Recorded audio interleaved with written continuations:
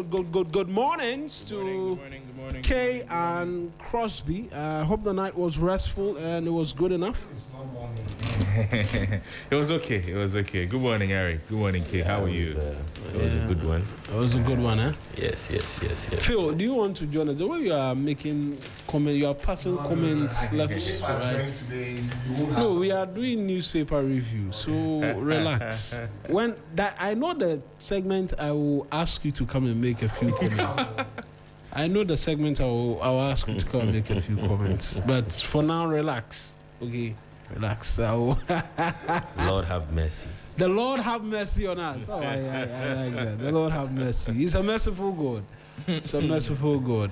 You have the rest of the papers. Let's get into it, and then I'm sure we can get a bit more in terms of details as well. Cross. I'll start with the Daily Guide newspaper. The banner headline on the front page of the paper is Miracles Abuaji Speaks. Yoko never quizzed me on 55 million cedis stolen cash. And that's on page 3, and I'm sure this is coming from a social media post About from yesterday, some of right? what transpired and or did not transpire at Yoko. But I say that, okay, you're telling us Yoko did not ask you about the stolen cash. So what did they ask you? No, that one is not for your consumption. So why are you telling me this one? Anyway, just to energize the grassroots. Yeah. I mean, the entire message was, talking about, I'm not going to, this is not going to break me, this is not going to, so yeah, that's what he sought to use that message for, and he did it. But how do you marry the two? So Iyoko took you because of quote-unquote stolen funds, and that is why all the noise, everything, blah blah blah came. And then you come out and say that, yes, although they took me on stolen funds, they did not ask me about the stolen funds. So they took you on something different and they quizzed you on something different. Is that what happened? Is that how they operate anyways? We'll see. Also, the front page of the Daily Guide is Minority Boycotts BOG Briefing over Media Ban. That's on page 6 of the paper. It happened in Parliament yesterday. Government to earn 550 million cedis from KGL in 2027. NPP announced elections in 3 Ashanti constituencies on page 6. Ex-NAFCO boss fights AG over UK travel. And 2 Energy Commission staff caged. That's linked to the Aussie 208 million meth shipment. These are the stories you find on the front page of the Daily Guide. There's an interesting story. A story some people will find interesting. It's in Kenya. That's on page 5. They say courts reject Rastafari bid for religious marijuana. Court does what? Rejects Rastafari bid for religious marijuana. We smoke in the name of religion. No, I'm asking if that's what the story is suggesting. So the court refused to grant them the right to smoke marijuana on religious grounds, after members of the religious group sought an exemption from the country's narcotics laws rooted in British colonial rule. So they often use cannabis as part of what they term religious meditation. And they had been pushing the Kenyan court to grant them permission to use so this is not Ghana. No, this is not that. No, this is they want to be high and reach the most high. That's fantastic. It's an interesting perspective. But what's the story with Rastafarians and marijuana, though? Because it's a very close combination. So when I say I'm Rasta at heart, it means you are marijuana at lips. So the Kenyan court said that they had not proved, they had failed to demonstrate during the hearing that marijuana was a necessary part of their religious practice. But how will you prove? It's a belief system. But that's what you went to say. That's what you went there to. That's what is respectfully. Have Christians been able to? Yeah, that's what is. I respectfully disagree with what I'm saying is that no, it's a belief system. And you went to the court to. So somebody can be pouring water on stone every morning and be bowing to it. and believe there is something in it. So if yours is to believe, if you are going to court, you don't go to court on belief. You go to court with some of these things. No, I'm just saying that religion is a very dicey area because it's matters of belief. It reminds me of an American, an old American man who says he's 18 years old and wants to go back to college.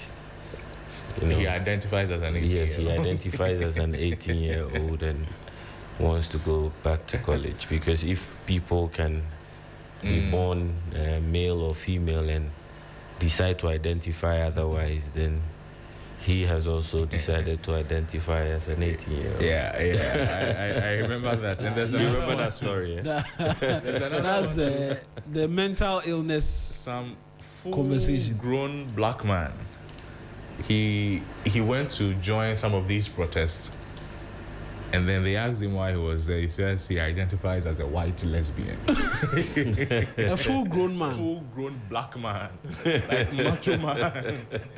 He says, when he said it, the people there were like, what kind of thing is this? He said, that's what you people make us feel. We see you as boys, say you are a girl. They mean to, I feel I'm a white lesbian. It's a conversation for what's not. Anyway, so the Kenyan people, they said, while all witnesses agreed that cannabis is used as a sacrament, they could not agree on whether its use is essential or merely preferred. So that's it for Kenyan people. They cannot do that. You understand? Okay. Yes, for the Ghanaian Times, the most authoritative newspaper, we have some economic indicators at the top. Inflation rate at 5.3%, GDP at less 6.4%, MPC rate at 14%. So GDP is actually 6.4%, not less 6.4%. And MPC rate is 14%. 91-day Treasury bill rate is 5.788%. And 182-day Treasury bill rate is 7.7882%. And the banner headlines reads, Government revokes EI 144 to restore Achimota Forest. Steps up fight against Galamsey. And NAS set to deploy 500 RMUs nationwide. Establish customary land secretariats to curb land disputes, traditional leaders told. And informal cross-border trade hits 31 billion Ghana cedis. The Ghana Statistical Service. And why Accra floods demand distributed resilience, not another great pond. And then we have on the back page, right? Back page, protect Ramsar site. TDC urges Nungwa Traditional Council, and MOFA receives pickups, motorbikes for Farmers' Day award.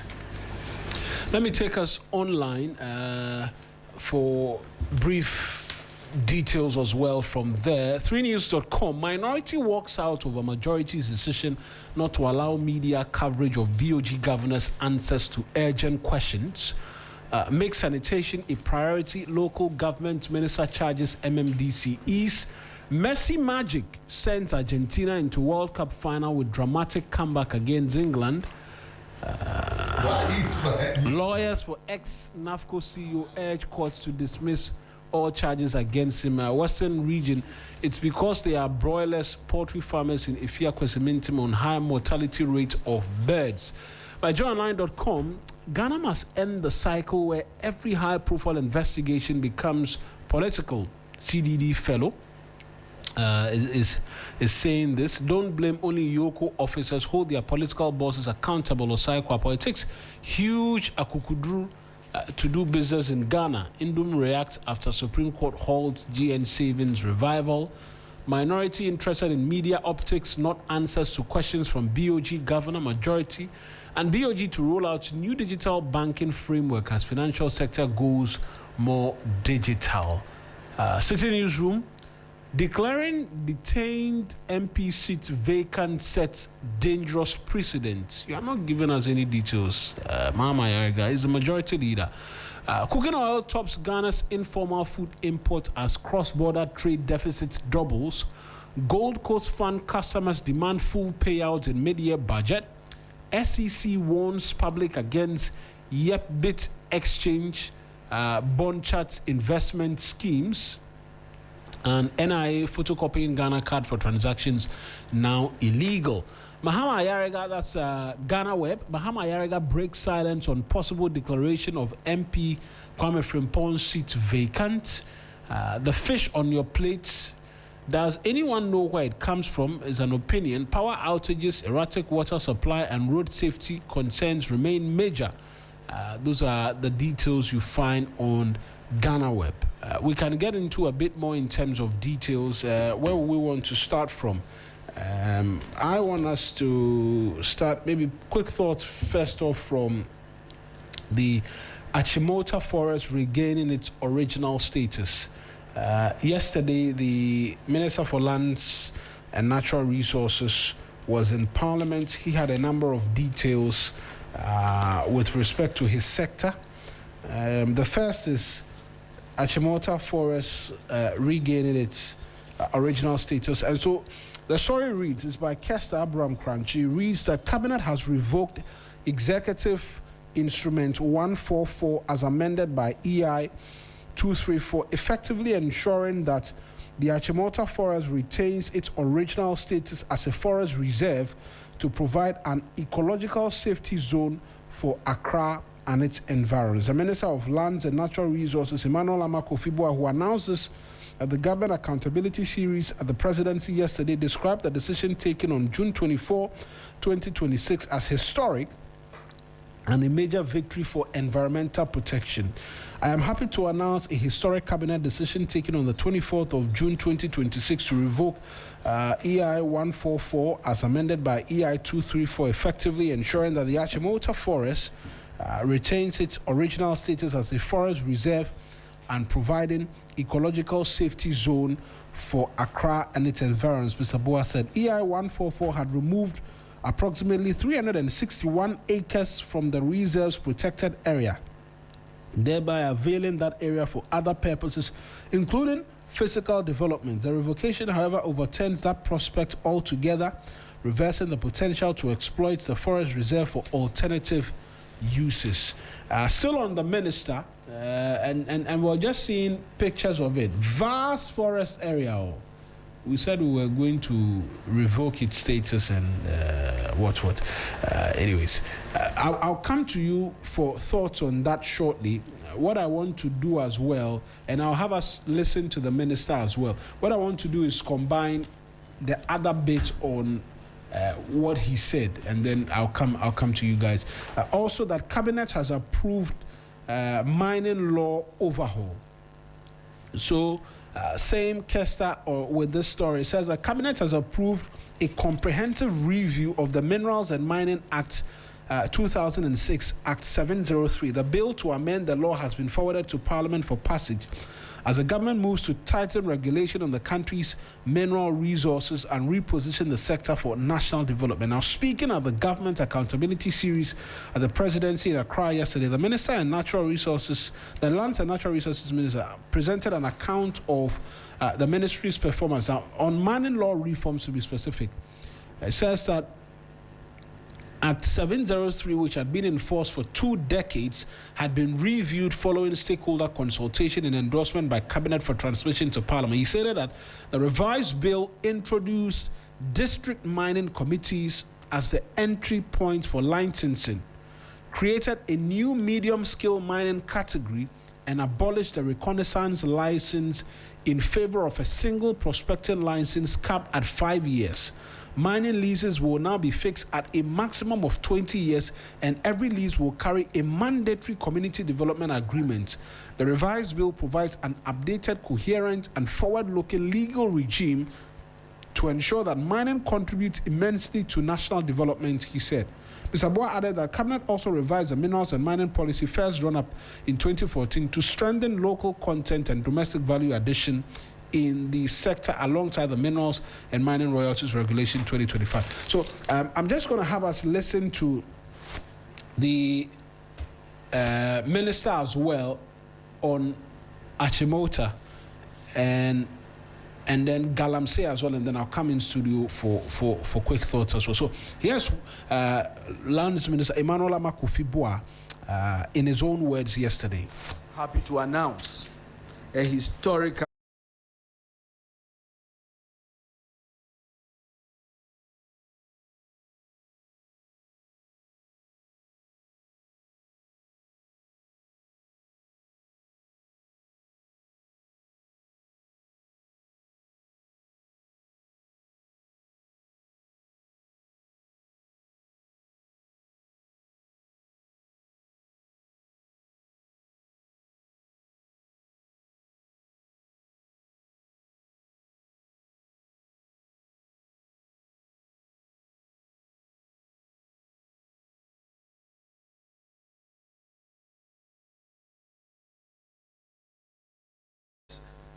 $1,225 pumping machines were seized.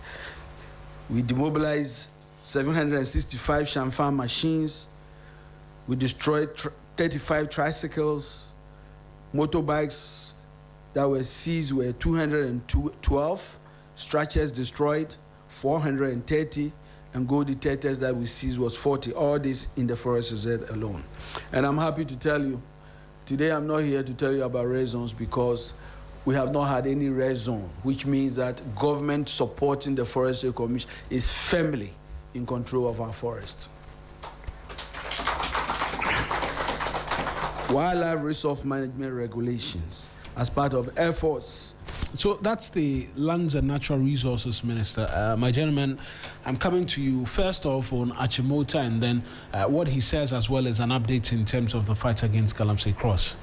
So this is some piece of good news, Mawina, and we can trace the journey of the Achimota Forest to as far as we can go, from the acquisition and creation of the reserve and why it was, made the way it is from the colonial masters and all of that. You can fast forward to petitions from the Owu family, that's somewhere 2007, 2008, where they petitioned the Kufu administration for the release of unused portions, arguing that compensation had not been paid after the acquisition and all of that. Fast forward to 2011 to 2014, there were conversations about an increase in acreage that also generated some hot conversations from the then lands minister. I'm talking about Inisa Fuseni. 2016 to 2018, that's when a lot of the conversation about what to do with the forest started coming up. The proposed Accra Eco Park. At that time, government pursued a plan to transform the core forest into what they were calling at that time an eco-tourism facility. Some hectares was reportedly granted to, I think, Aiken Capital. A sword cutting ceremony was held. The project was valued at 1.2 billion cedis. However, by 2018, the Forestry Commission said it was reviewing the agreement because the project had not taken off as expected. Now, this conversation about the Eco Park proposal, it showed, if you like, a central contradiction in the governance of the Achimota Forest. Now, government wanted to preserve the forest, commercialize it, settle historical land claims, and release part for private development at the same time. So that's when all of the conversation about what to do with Achimota Forest started. Number one, you want to protect the forest, you want to preserve the forest. Number two, you want to commercialize it. Number three, you want to settle historical land claims. And number four, you want to release paths for private development. You want to do all of this at the same time. Now, in 2018 again, the Forestry Commission discovered that areas including the nursery and a certain station had been inadvertently included in the land allocated for release, even though they were ecologically sensitive. So why did it happen in the first place? Now, it attempted to exchange those areas for other portions of the forest. You can go and talk about another increase in the acreage from 2020 to 2022. In April and May 2022, that's when EI 144 came in, declassifying some 361.5 acres. It took effect 1st May, and this is what happened when this EI happened, when this EI came into force. It removed 361.5 acres, or 146 hectares, from the protected reserve. So it separated them. It redefined the area that was to remain protected. And the Akufo-Addo government insisted that the forest had not been sold and that the excised areas had already been leased to the Owu family under earlier decisions. However, at that time, the Ghana Institute of Planners argued that the excised areas were not merely insignificant peripheral land. What they were saying is that what you have given out through the EI 144 was a core part of the forest, so you could not, it's not advisable for you to do that. Fast forward, the Sir John controversy came in. After the will of the former Forestry Commission Chief Executive, I think that's what even made the conversation very topical. Yes. When it was revealed that portions of the forest had been willed to some persons forever and what have you, right? That's when the Sir John conversation also came. 2023 to 2024, EI 234 reduces but does not end the declassification. So in 2023 and 2024, there was another executive instrument issued in 2023 and amended the earlier agreement. That's and the earlier EI 144. Yes. The public accounts indicated that approximately 260 acres remained declassified. So we're trying to reduce the number of what we sought to do in the first place. So more like 100 acres was saved off because initially it was 361 acres. In August 2024, the then Lands Minister, and I'm talking about Samuel Abu-Jinapor, he said negotiations had reduced the land intended for release from approximately 362 to about 262, just like you're saying, allowing government to retain roughly 100 acres as an additional ecological buffer. 2025, a new government comes in, and then increased calls for the Forestry Commission to reverse everything that has happened. It eventually petitioned President Mahama to revoke EI 144, arguing that the declassification increased the danger of encroachment and degradation. Because Ghana we live, you open a small pathway now, everybody will enter through. And if we had continued on that tangent, a few years after, the forest would completely be missing. Would have been gone. Even when it is a forest, gradually people are taking portions and chopping portions of it. Now, this was significant because the institution that had participated in earlier leases, earlier variations and recommendations, was now asking government to reverse the legal framework created from those decisions. So my question is, what changed? Is it the leadership of the institution now, or a general direction of the country that influenced the desires of the institution? Here's what I would say in terms of a response. It was going to be a disaster. Certainly. Right? A disaster if the Achimota Forest was allowed to have been developed, particularly in the nature in which we develop, or we seem to understand urban development these days. Everywhere is tarred, construction monstrosities. The runoff water alone, which would have come from the Achimota Forest into Jowulu and its environs, we would have been in so much trouble, which is why there were so many questions asked as to why we were seeking to do what it is that we did. I remember very well because when that news came in about EI 144, I actually made a trip to the Achimota Forest and I did a report from there. In fact, someone showed me that report about 3 or 4 months ago. I was looking very skinny and all that. And the conversation at the time, you could not believe. I remember is it lawyer for the Owu family as they were pushing for ownership, the land to be returned to them, amongst many other things, saying that construction monstrosities was not going to happen, but everybody was not going to. Like, nobody believed it. Because it is a prime land. Achimota Forest, prime. You drive from there, you are getting into Jolu. Yes. And then you are coming into Kanda and Obasanjo Highway. You are pretty much entering the heart of town. Exactly. So this no doubt is a very good decision, and I'm sure all environmentalists would agree. Reversing this 2022 decision and preventing the land from being treated as ordinary property available for residential or commercial development. That is essentially what this means. You see, if you travel through Accra, you'd find places where people are developing everywhere. The state has sold lands, people are just building everything. But this is essentially protecting the forest so that this does not happen to it. We can look at the impact of this ruling. First, you mentioned the environmental decision, impacts. not ruling. Well, makes sense. The decision.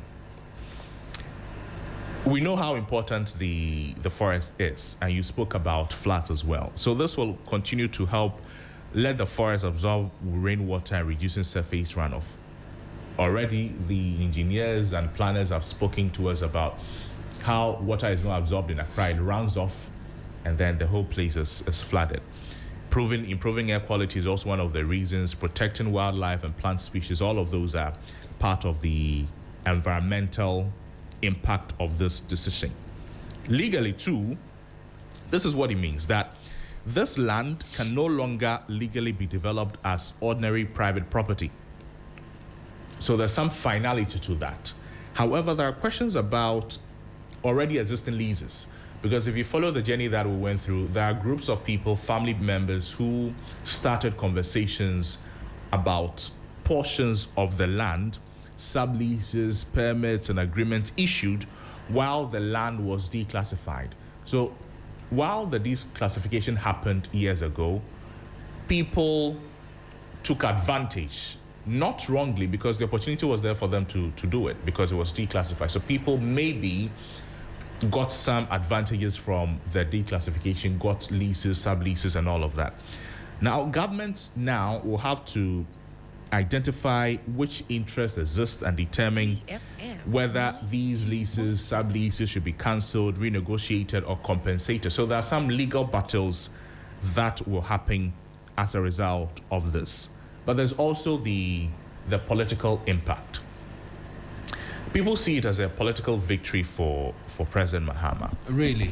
Because it reverses a controversial decision made under the Akufo-Addo government. If we go back, there may have been some words to suggest that when we come, we'll reverse this. So that is why people will see it as a political victory. But most importantly, to the public interest, the public will now have some levels of confidence that, we are concerned about protecting the environment that we say. It's a good step. We're not doing too well. We're not doing as we expect to do in Galamsey. He says there are no red zones. There are no forest red zones. Come there. We are there already, so we speak to it. Because when I'm going to K, let's talk about the forest, and then we'll delve into the red zones as well. Yeah. We'll talk about how we may not be doing as we expect to do in Galamsey, but there's work being done. But this is major. This is no joke at all. Okay, Achimota Forest is back as a forest reserve. Yes. And nobody can go and develop it. Simply, that's what it means. Yeah, it's a major step towards ecological protection, right? Yes. In fact, I went to Achimota Primary School. And so I'm passionate about anything Achimota. Yes. The right pronunciation is Johnny Hughes has a way of saying Achimota or something like that. You don't make noise here. Oh, that's what it means? Yes. You don't make noise here. 2.7. Oh, I see. You don't make noise here. You know, there's something interesting about the school anthem. You know, it's embedded in your DNA, right from admission. It says from Gambaga to Accra, from Weaso to Kita, we are brothers and our mother is our school. She will guide us all in each, so to learn that we may teach, so to subjugate ourselves that we may rule. Play the game, shout her name, spread her fame afar. She's the head of all the hosts. She's the school of whom we boast. She's the glory of the coast. Achimota Forest. Achimota Forest is one of Ekufuado's greatest governance sins.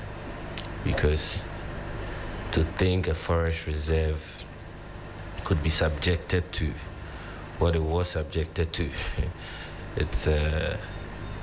it's quite unfortunate. I think that the worst part is when we heard it formed part of someone's will, private will. I think that was the biggest part of person's will. In fact, the person was the boss of the Forestry Commission. He was the boss of Forestry Commission. That's the late Sir John. And so it's funny when, fast forward, we hear opposition make noise about some of these things. We forget too quickly, or probably they've forgotten too quickly, what Ghanaians have had to deal with and why Ghanaians kicked them out. 3FM 92.7. But my major concern is, whilst Achimota Forest is being saved, Abesewa Forest is under siege. Abesewa Forest is in the Ashanti region. And as much as the concentration is on Achimota Forest, it's important to highlight what's happening in Abesewa Forest, where the NDC MP in the area and the MCE have been fingered and accused of galamsey. That's the video, yeah? Yes, this video was recorded live in the Abesewa Forest by the social commentator. Umar Shako. Yes. He's very vociferous in his advocacy. As we can see on the screen, there's galamsey activity ongoing. So yesterday there were calls for NIMOS to intervene. There were calls for the police to intervene. In fact, he made very damning allegations. And I think it's important that government pays attention to the things this young man is saying. Because he's not talking out of vacuum. He's on the premises. Actually, yeah.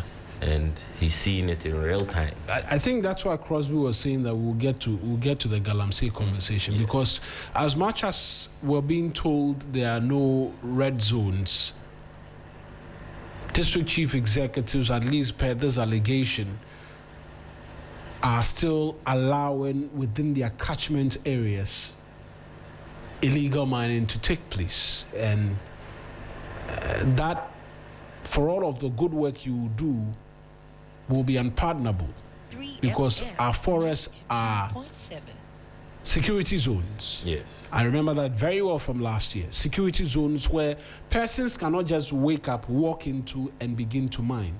We actually also reversed the legislation which allowed for mining in forest reserves. We've done all that.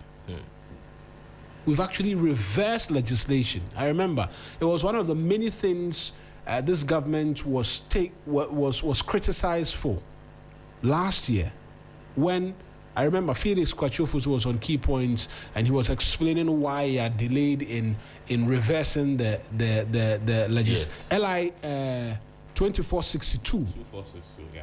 2462. It allowed mining in forest reserves. So we've done the stories, so we remember it easily. LI 2462, right? And the legislation to the revocation, it went to Parliament. It matured because it's an LI, 21 sitting days, and it was revoked and the government announced it. So without permit and whatever, because even the regime where forest areas could be places where persons could go to and mine, the government says that legislation was bogus. We've withdrawn it, right? So there must be special understanding, special working for what is happening to be happening. And once that is not available, I'm sorry, but there cannot be a justification as to why.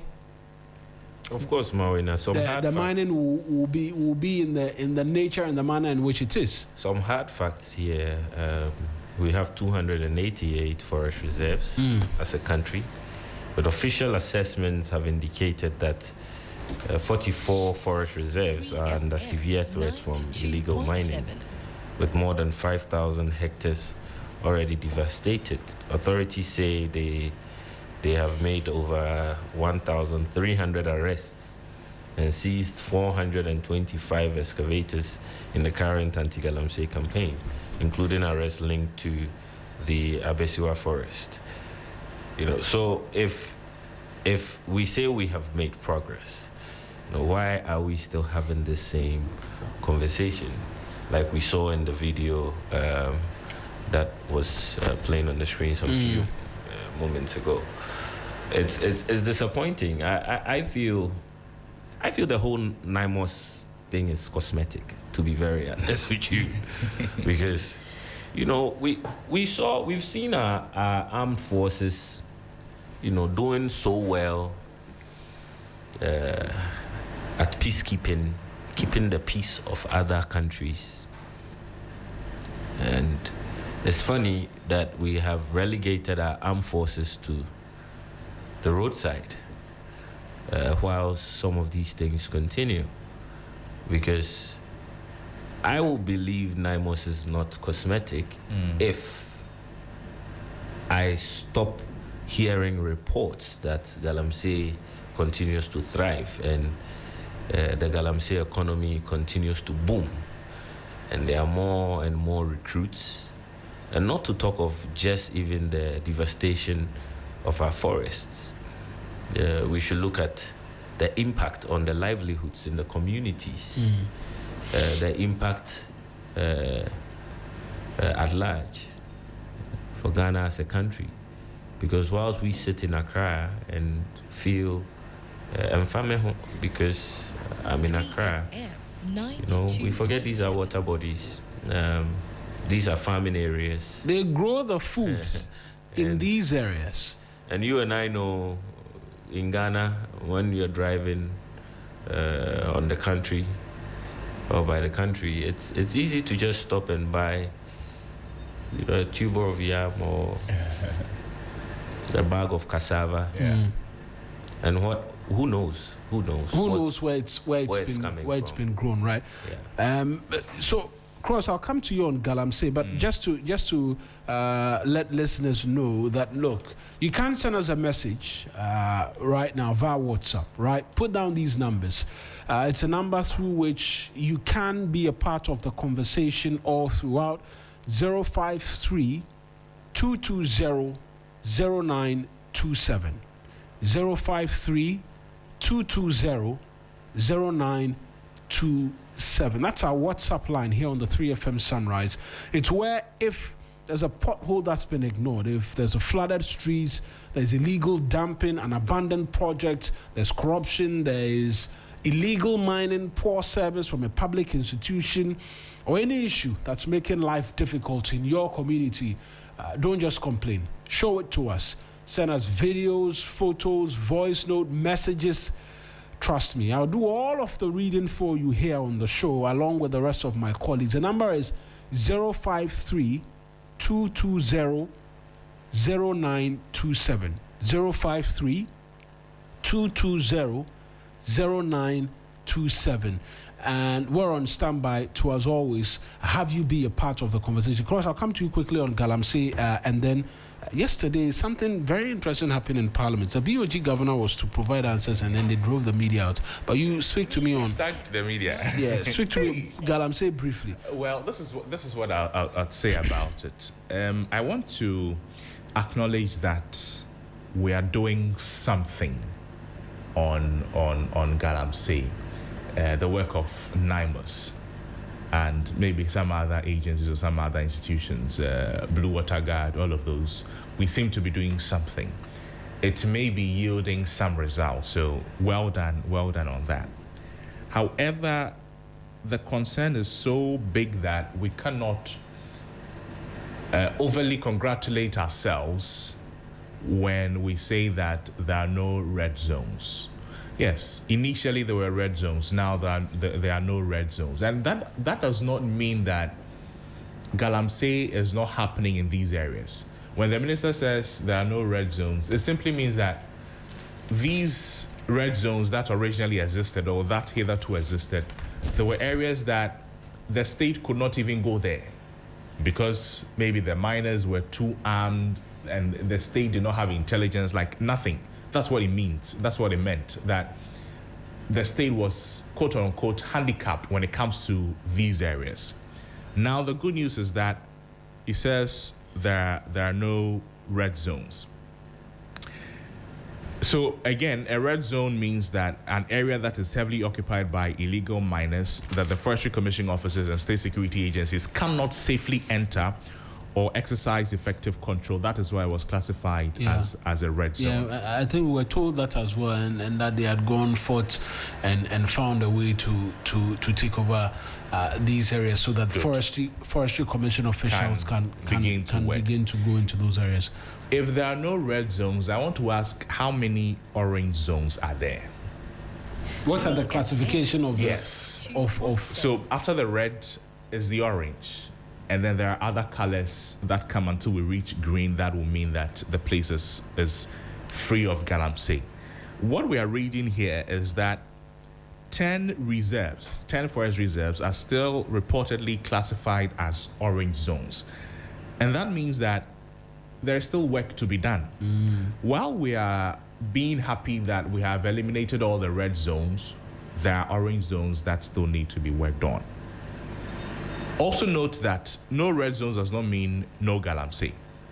A forest reserve can contain illegal miners and still not be classified as a red zone. It may be classified instead as orange, yellow, or another category, and that depends on the number of the illegal operators, the level of environmental destruction, whether the miners are armed, and so forth. All of that happen. One of the things that we need to now do after removing the red zones, but there's still the existence of orange zones, is to regain security control. If we have regained them, then we also need to now work on achieving environmental recovery. And that will involve all the orange zones, dealing with them as well, and then restoring the vegetation. If you're removing the people, the illegal miners, the armed people, and removing the red zones, it does not restore destroyed vegetation, does not restore the polluted rivers, the lost biodiversity, and all of that. It still means that there's still work to be done. While you remove the red zones, how many hectares have been completely reclaimed? Okay, how many areas have been completely replanted? How many vegetation has survived? How many rivers are recovering? You understand? How many abandoned pits have you filled? How many lands have you reclaimed? What is the cost of reclamation? Who is paying for the damage and all of that? All of this will add up to the conversation to paint a very good picture of what we're doing when it comes to Galamsey. Not only the dealing with the red zones. It's good to do that, but there's still a lot more to be done. Reclaim the lands, replant trees, right? Recover the areas, the river bodies that have been polluted. How many are recovering? At what rate are they recovering? Are people still going back into the forest reserves to do the things that they're not supposed to do? You understand? So that as a country, we'll be able to know a certain direction we're on, know the progress that we are achieving, and whether or not we need to do something different. Because just coming to tell us that there are no red zones, although it is good, I've said it's good already, and I've also acknowledged that we're doing something, does not mean there's a need for more, right? There's definitely a need for more. There's a message on Facebook, Nanayo Amponsa, who says that the Achimota means speak no name, or you don't mention a person's name in Ga. And so he sends that one in as well. But I'm going to come to us on this, what played out in Parliament yesterday. The BOG governor was to provide some answers to urgent questions. And okay, here's how it played out, right? Right, I understand there's no sound. And the minority deciding to walk out. On the matter of accountability, the majority and the minority all held news conferences. The minority were raising concerns, and that story is in the graphic. The Opon Kuma, who addressed the press on behalf of the minority, said as a result of the majority's decision not to allow the press to cover the answers, they decided not to participate in the deliberation as well. He said that the BOG since August 2024 are not undertaking direct market interventions and what have you. The majority also says, there's nothing to be afraid of. We wanted to prevent them from doing optics, things for media optics and all of that. I don't recall. Yeah, there are instances where the house is cleared and we call it a committee of the whole. Yes, committee of the whole one. Yes, committee of the whole one. And in certain instances, when they are discussing emolument and some other matters, they sack the media. But the BOG governor was a bit, I don't know. I didn't know how to take that when the news came round. Was he the one who suggested the media should leave, or it was the majority? No, that's not the. I think the majority suggested the media leaves because the BOG governor was coming to talk to members of parliament. Christian Yale was in Parliament. Right. We'll get him on the phone to provide a bit more in terms of the details whilst we get the reaction. Because I think the key issues really is that the governor was invited to answer questions, parliamentary questions on the Bank of Ghana's foreign exchange intervention and the recent appreciation of the cedi. And however, the majority insisted a briefing be held as a committee of the whole, a procedure that may be conducted in camera. And then the minority argued there was no justification for excluding the media because similar appearances by the governor and other state officials had previously been covered publicly. So rather than participate, they walked out saying Parliament should not shield matters of significant public economic interest from scrutiny. The minority's concern, according to ranking member on the Economy and Development Committee, that's Honorable Opon Kroma, the caucus wanted answers to questions including the reported decline of about $2.2 billion in Ghana's gross international reserves, whether Bank of Ghana reserves were used to support the cedi, the framework governing foreign exchange interventions, and the amount of forex injected into the market. The governor's written response reportedly maintained that since August 2024, the bank had not directly intervened in the forex market using official reserves, but had instead relied largely on proceeds from the domestic gold purchase program for forex intermediation. And then the majority's position, led by the leader himself, Mahama Yariga, he defended the decision, arguing that the committee of the whole engagements with heads of state institutions are commonly conducted in camera, and that the arrangement was not intended to deny the public access to information. I think that has been the concerns, but why it matters is because Parliament's oversight, because of Parliament's oversight role, which requires rigorous questioning of the central bank, and also transparency, suggests discussing the cedi and how it's been able to perform so well in so little time, 3FM and whether 92.7. the discussions affecting the CD reserves and monetary policy should be open to public scrutiny and things like that. Right. Here's what I think, right? Because I mean, the debate is it comes off strange. It comes off strange because yes, I can agree politicization of every issue, but what will be said, right? What will be said which has not been said before when the governor made his way to Parliament? What would have been revealed which has not been revealed before? What was extraordinary that a sitting of the whole was required for? You know, because the economic data is always there anyways. Yeah. If the argument is a minority should not get an opportunity for optics in the media, they came out and they held a news conference anyways. And so it comes off a bit strange in sincerity, in terms of perception. But the majority General also perception maintains that it followed parliamentary practice. No. You see, there is no problem is not the procedure. about Yeah. procedure. The procedure It's about is available perception, to you. Use it. right? But in terms of perception, the optics, accountability, transparency, what does it say? You have not faulted. You have not made as for any procedure, wrong. you follow the rules. You understand? But what people make of it? What are you hiding? So my concern is if it follows parliamentary procedure, then there was no need to walk out because you could have stayed. Yes, as for that, you can question the governor. we can argue Yeah. argue on that front. You stay and you ask your when we questions. talk about the optics, in this case,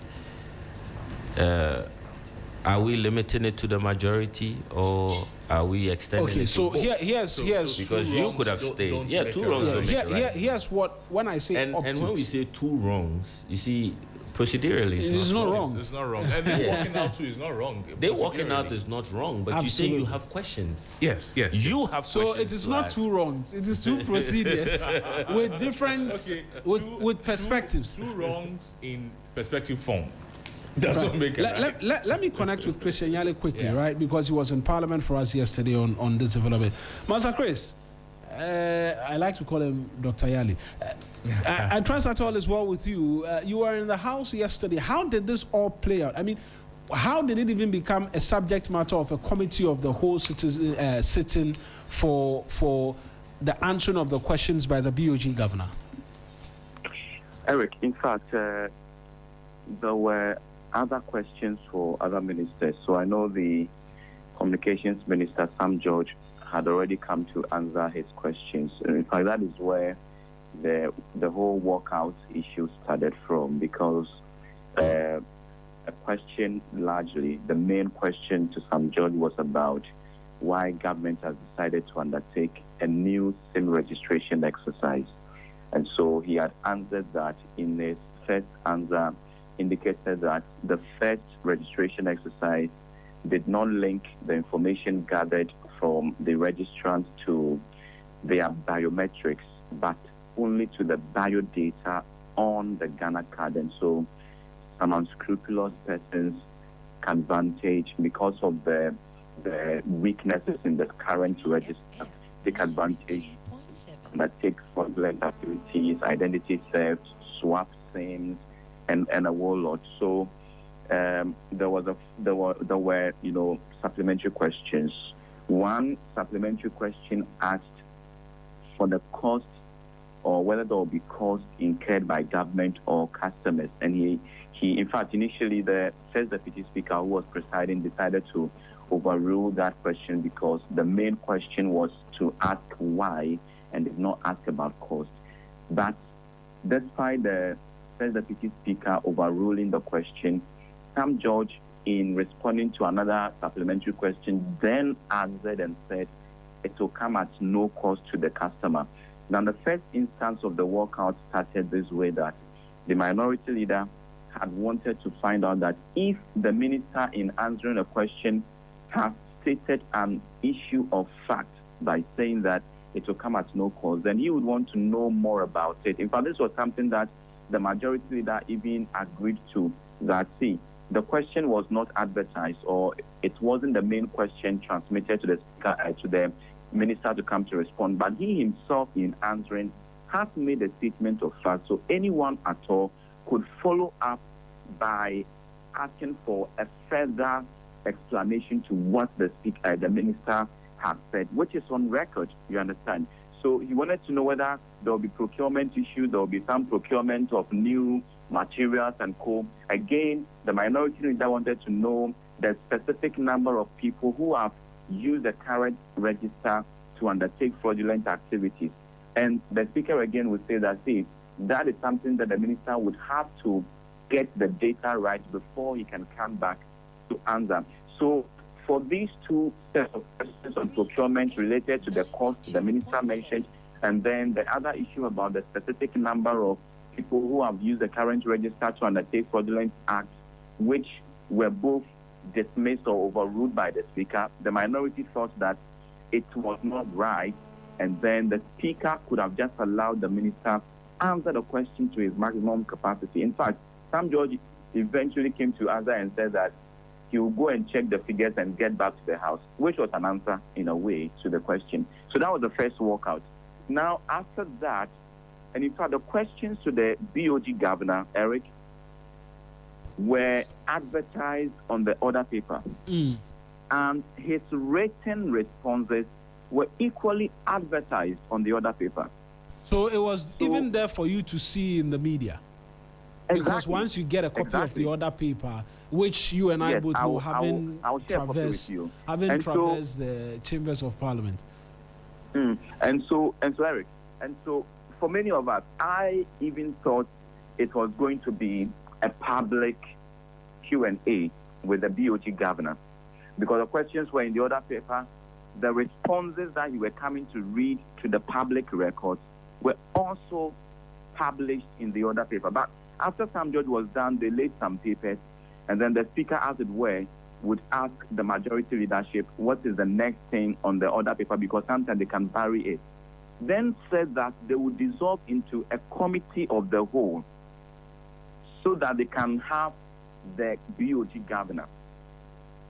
So I was like, why committee of the whole? Because if it is to be a private discussion, then why publish his responses in the order paper, where the media has, the MPs, everyone has? So what it means basically is that I could have even gone ahead of myself to even work some stories or headline cards out of the answers or the written responses I've seen on the order paper, but decided to wait for him to put it on public record, then I will do the story.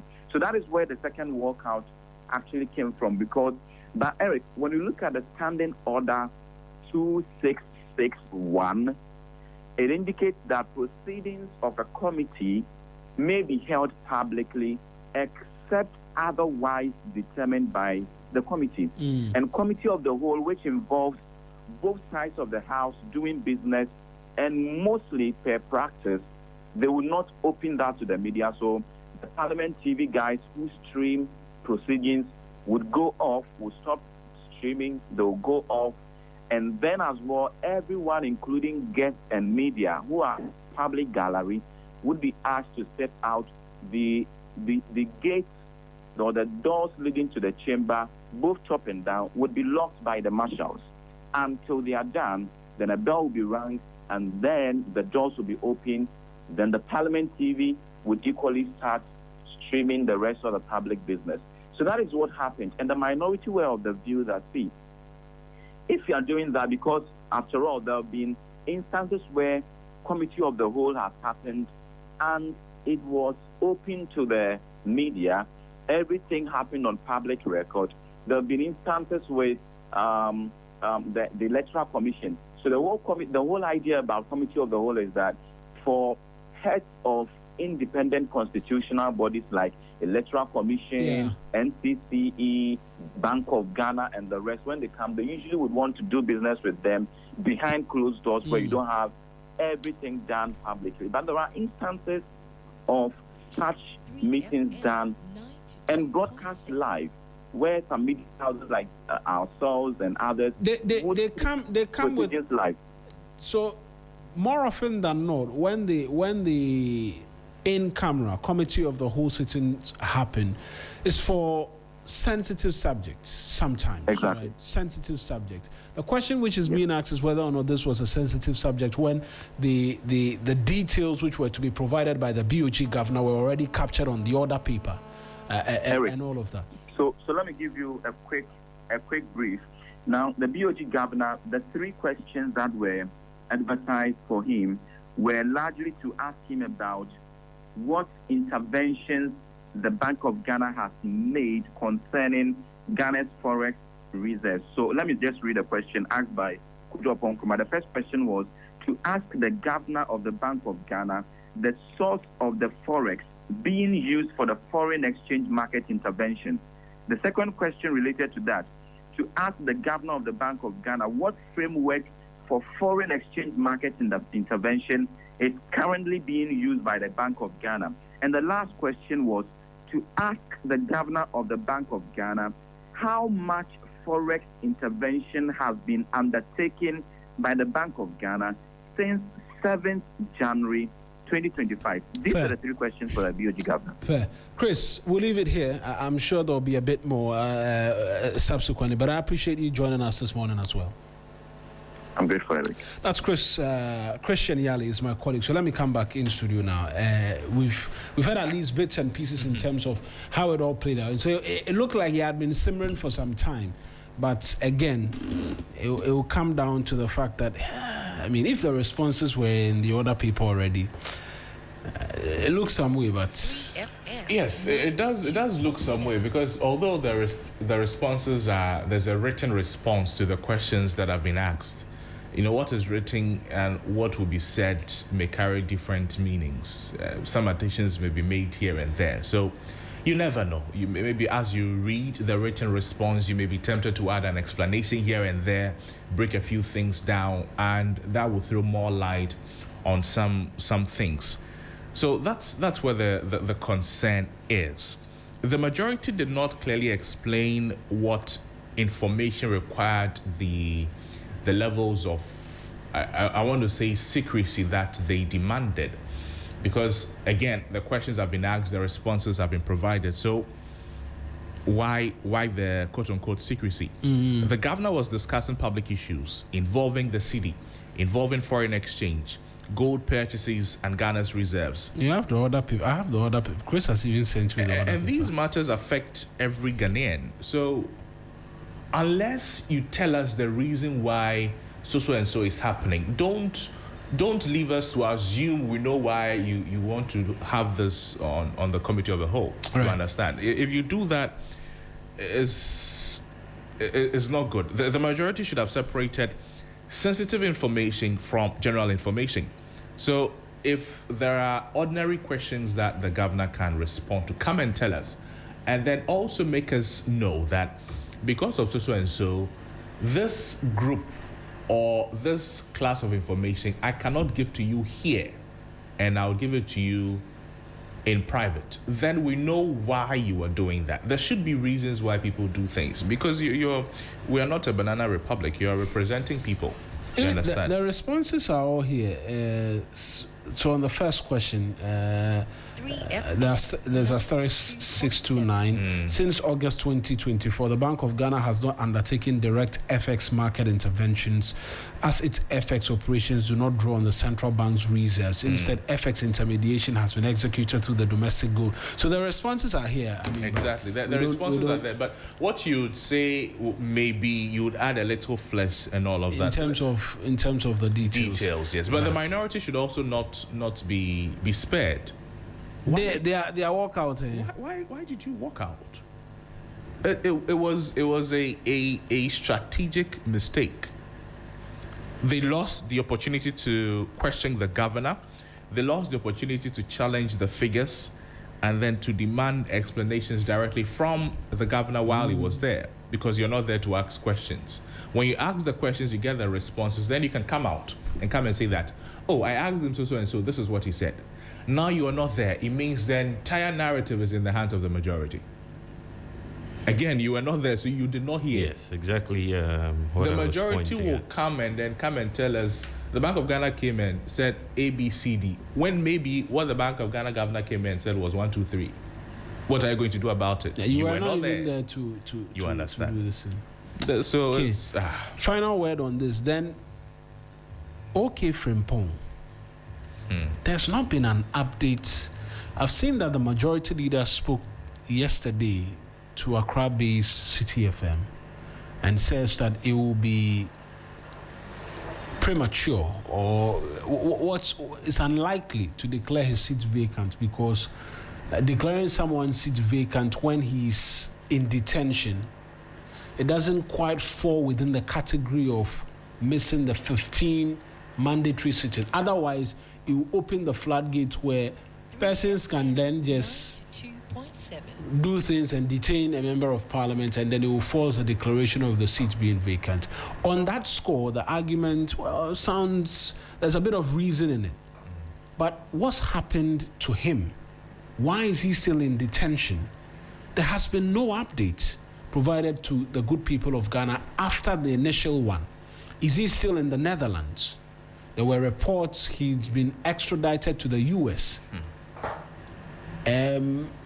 Last week when we had a member of parliament on the majority side here and I asked that question, he told me behind the scenes that there was no updates that he could provide to me.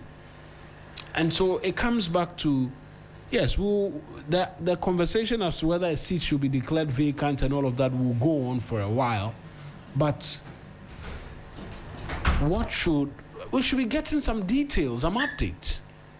Or I'm alone and mistaken on that front.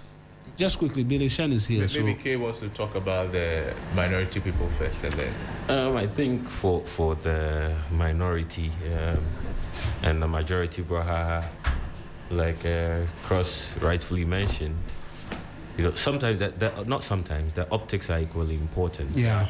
And so for that reason, I think it would have only been fair to allow the in-camera proceeding. And they should have stayed for it to have happened as well. Yes. So for me, it's just one of their usual misunderstandings, because I don't think the minority was right to walk out and deny themselves the opportunity to ask their 21 questions, to help us understand. Because, every government needs a strong opposition. Yeah. And it does not matter the size of the opposition in parliament. Once they exist, they have every right to ask the questions that are of public interest. So for me, I think the minority goofed in that regard, and I also think the majority could have done a better job. I mean, why shouldn't the media cover it? It is when the media covers it that the citizens get to appreciate a bit more. Then it's not coming from the politicians themselves. The politician says. Yeah. So it leaves room for speculation. It leaves room for suspicion. And I think Ghana is moving beyond that kind of politics. So they were equally wrong. Right. On the question of the whereabouts of the Asante Achim North Member of Parliament, when we return after sports, we'll ask that question again before we get into the big conversations. But when we get into the big conversations. But Bele Shen is here. He will do sport for us. Gentlemen, thank you very much.